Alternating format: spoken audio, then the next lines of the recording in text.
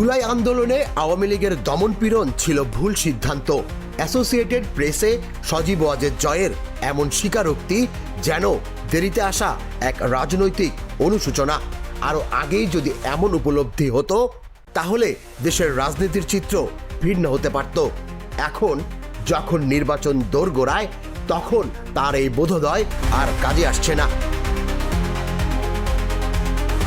রাজনৈতিক বিশ্লেষকদের মতে বিএনপি এখন ঠিক সেই জায়গায় দাঁড়িয়ে যেখানে 2014 সালে আওয়ামী লীগ ভেবেছিল নির্বাচন শুধু আনুষ্ঠানিকতা, কিন্তু আত্মবিশ্বাসের বদলে যদি অতি আত্মবিশ্বাস জন্ম নেয় সেটি হয়ে উঠতে পারে আত্মঘাতী।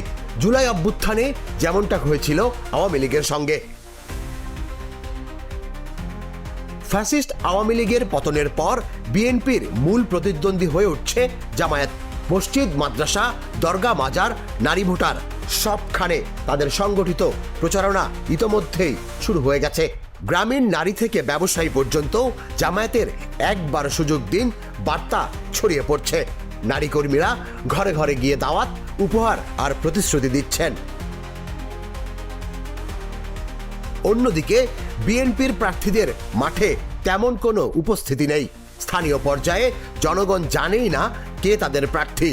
তারেক রহমানের জনগণের কাছে যাও নির্দেশনাও বাস্তবে রূপ পাচ্ছে না।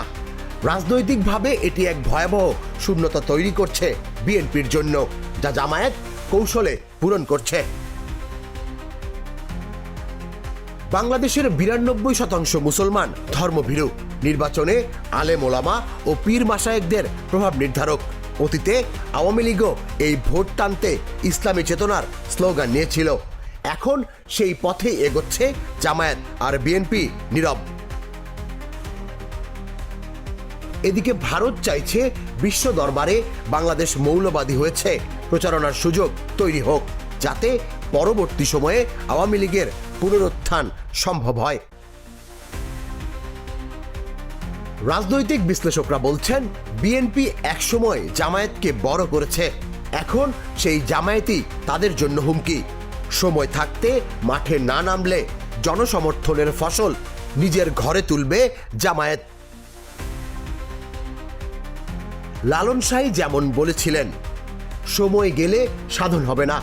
রাজনীতির এই দৌড়ে এক ভুল সিদ্ধান্ত বা একদিনের দেরি সজীব ওয়াজেদ জয়ের মতো আফসোসের গল্পে পরিণত হতে পারে বিএনপির জন্য।